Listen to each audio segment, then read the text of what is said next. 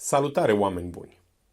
În această săptămână ne vom confrunta în continuare cu tranzitul negativ și retrograd al planetei Mercur, dar și cu parcursul tot retrograd, dar benefic al planetei Venus. Singura schimbare notabilă pentru această perioadă va fi trecerea Soarelui de la o influență negativă la una echilibrată între bine și rău. Care sunt alegerile bune sau rele care le poate face fiecare semn zodiacal, vedeți la horoscop. Berbec, vei avea un succes într-un anumit domeniu, realizare care te va ajuta să rezolvi problemele spațiului în care locuiești sau pe cele ale unui membru al familiei. În schimb, dacă vei avea o atitudine egoistă și răuvoitoare în fața colegilor de muncă sau a partenerului de viață, se vor activa conjuncturi nefavorabile rezultate din karma ta negativă.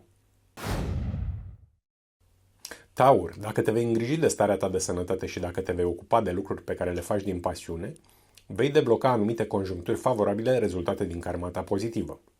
Dincolo de asta, bugetul tău va fi serios afectat de cheltuielile necesare pentru rezolvarea unei probleme de sănătate pe care ai refuzat să o tratezi, sau de un eșec într-un alt domeniu. Gemeni, vei avea o realizare notabilă care îți va aduce în posesie o sumă importantă sau un obiect de valoare. Poate fi vorba de valori provenind dintr-o despăgubire, dintr-o moștenire sau ceva de la alte persoane. Chiar și așa, dificultățile pe care le vei întâmpina în plan profesional se vor răsfrânge asupra familiei și căminului. Va trebui să stai mai mult la muncă decât acasă.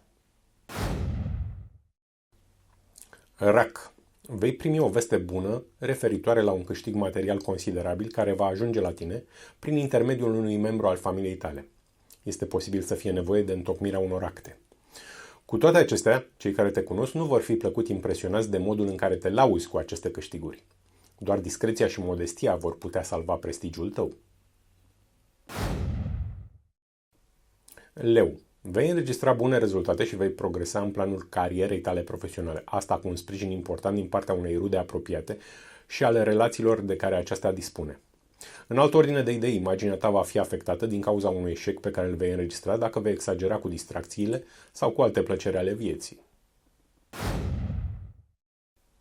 Fecioară. Prestigiul tău profesional și personal va înregistra o creștere semnificativă datorită bunelor rezultate pe care le vei obține în muncă și după realizările pe care le vei avea prin comunicare.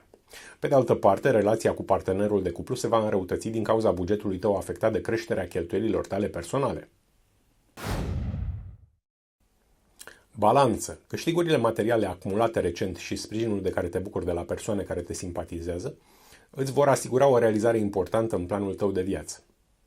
În schimb, faptul că nu vei putea merge într-o excursie sau la o petrecere te va determina să faci rău cuiva din jurul tău, persoană care nu are nicio vină, dar vei plăti mai târziu în viață pentru răul făcut. Scorpion. Relația în care ești implicat va trece prin momente pozitive. Partenerul va dobândi o sumă importantă care vă va scăpa pe moment de dificultăți și veți realiza amândoi că numai împreună puteți răzbate în viață.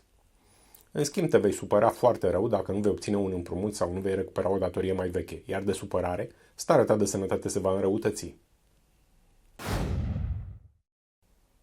Săgetător. Te vei bucura de o stare fizică și psihică bună, asta după rezolvarea problemelor de sănătate care te-au afectat în ultima vreme și după revenirea în parametrii a câștigurilor obținute prin muncă. Totuși vei putea pierde telefonul, un card bancar sau alte documente importante, iar bugetul tău va fi astfel destul de afectat. Capricorn, vei avea ocazia să ajuți un coleg la locul de muncă sau pe partenerul tău de viață, iar pentru sacrificiul pe care îl vei face, vei fi recompensat în viitor de destin, iar dacă nu o vei face, vei avea parte de conjuncturi nefavorabile tot cândva în viitor. Totuși nu vei putea ieși la distracții sau nu vei putea merge într-un voiaj în care dorești de mult să pleci, totul din cauza unor probleme pe care le ai acasă în familie. Vărsător, vei putea obține câștiguri considerabile. Va fi nevoie doar să faci multe drumuri scurte și să comunici intens. Partenerul de cuplu va avea un rol important în dobândirea acestor profituri. În alt cadru, vei avea unele circumstanțe nefavorabile la locul tău de muncă, lucruri care sunt de fapt o plată pentru anumite fapte rele din trecut, iar prestigiul tău profesional va fi afectat. Pești. Va fi o perioadă bună pentru distracții și deconectare, pentru practicarea sportului, pentru lucruri care îți fac plăcere și te pasionează. Vei putea pleca într-o excursie sau vei merge la o mare petrecere. În schimb, vei înregistra o nereușită.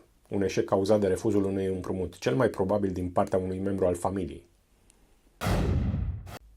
Și nu uitați, soarta omului este mereu în mâinile lui, dar numai dacă se desparte de egoism.